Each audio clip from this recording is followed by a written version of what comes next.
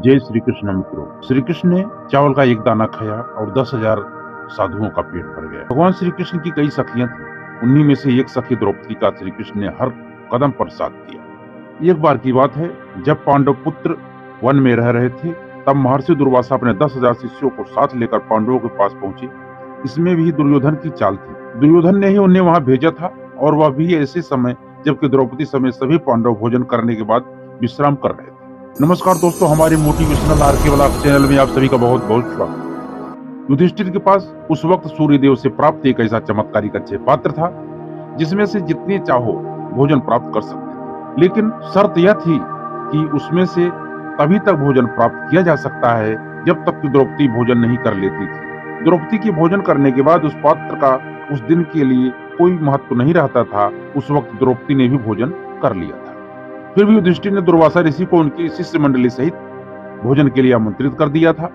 दुर्वासा ऋषि भोजन की पूर्व स्नानादि नित्य कर्म से निवृत्त होने के लिए अपने सभी शिष्यों के साथ गंगा तट पर चले गए। इसी बीच द्रौपदी सहित सभी पांडवों को ध्यान आया कि भोजन की व्यवस्था कैसे की जाएगी। किसी ने भी इसका विचार नहीं किया था कि द्रौपदी भोजन कर चुकी है, इसलिए सूर्य के दिए हुए बर्तन से तो उन लोगों के भोजन की व्यवस्था हो ही नहीं सकती। ऐसे में द्रौपदी बड़ी चिंता में पड़ गई कि यदि ऋषि दुर्वासा बिना भोजन किए वापस लौट जाते हैं तो वे बिना साप दिए नहीं मानेंगे। यही सोचकर द्रौपदी मन ही मन भयभीत हो गई।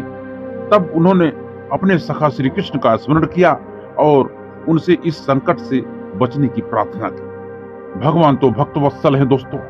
उसने कहा, हे प्रभु, आपने जैसे सभा में दुशासन के अत्याचार से मुझे बचाया था, वैसे ही यहाँ भी इस महान संकट से तुरंत बचाइए। श्री कृष्ण ने द्रौपदी की पुकार सुनी और वे तुरंत वहां आ पहुंचे। उन्हें देखकर द्रौपदी के शरीर में मानो प्राण लौट आए। द्रौपदी ने संक्षेप में उन्हें सारी बात बता दी। श्री कृष्ण ने बड़ी अधीरता से कहा, अभी ये सब बात छोड़े, पहले मुझे जल्दी से कुछ खाने को दो। मुझे बड़ी भूख लगी है। तुम जानती नहीं हो कि मैं कितनी दूर से थका हारा आया हूँ। द्रौपदी ने लज्जा के मारे अपना सिर झुका लिया। उसने रुकते रुकते कहा, प्रभु, मैं अभी अभी खाकर उठी हूँ। अब तो उस बर्तन में कुछ भी नहीं बचा है। श्री कृष्ण ने कहा, जरा अपना बर्तन मुझे दिखाओ तो सही। द्रौपदी उस बर्तन को ले आई। दोस्तों, श्री कृष्ण ने उस बर्तन को अपने हाथ में लेकर देखा तो उसके तले में उन्हें साग का एक पत्ता लगा। उन्होंने उसी को मुंह में डालकर कहा, इस साग के पत्ते से संपूर्ण जगत की आत्मा, यज्ञ भोक्ता परमेश्वर तृप्त हो जाए। इसके बाद उन्होंने सहदेव से कहा, भैया, अब तुम मुनीश्वरों को भोजन के लिए बुला लाओ। सहदेव ने गंगा तट पर जाकर देखा तो वहां उन्हें कोई नहीं मिला। बात यह है कि दोस्तों, जिस समय श्री कृष्ण ने साग का पत्ता मुंह में डालकर वह संकल्प किया, उस समय मुनीश्वर लोग जल में खड़े होकर अघमर्षण कर रहे थे। उन्हें अकस्मात ऐसा अनुभव होने लगा मानो उन सबका पेट गले तक अन्न से भर गया हो। वे सभी एक दूसरे की ओर देखकर कहने लगे, ऐसा लग रहा है कि पेट भरा हुआ है और अब तो खाने की बिल्कुल भी इच्छा नहीं है। अब हम लोग वहां जाकर कैसे खा पाएंगे।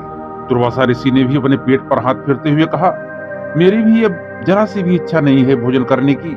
ऐसे में दुर्वासा ऋषि ने चुपचाप वहां से भाग जाना ही श्रेयस्कर समझा, क्योंकि वे यह जानते थे कि पांडव भगवत भक्त हैं और ऐसा नहीं है कि वे हमें थोड़ा बहुत खिलाकर रवाना कर देंगे। ऐसे में सभी लोग वहां से चुपचाप भाग निकले। सहदेव को वहां रहने वाले तपस्वियों ने उन सबके भाग जाने का समाचार मिला और उन्होंने लौटकर सारी बात युधिष्ठिर से कह दी। इस प्रकार द्रौपदी की श्री कृष्ण भक्ति से पांडवों की ये भारी विपत्ति सहज टल गई। तो दोस्तों, ये था भगवान श्री कृष्ण का महिमा का वर्णन।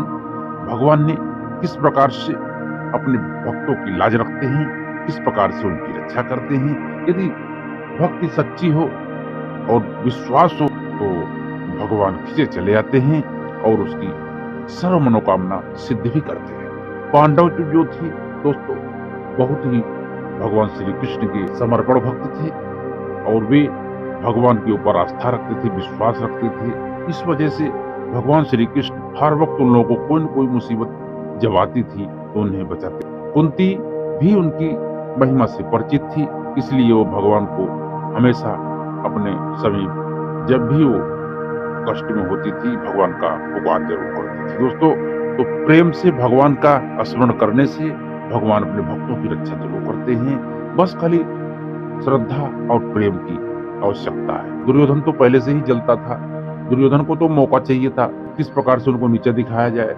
वो प्रयास कर रहा था कि उनको परेशानी में कैसे हम डालें। तो ये था दोस्तों आज का वीडियो।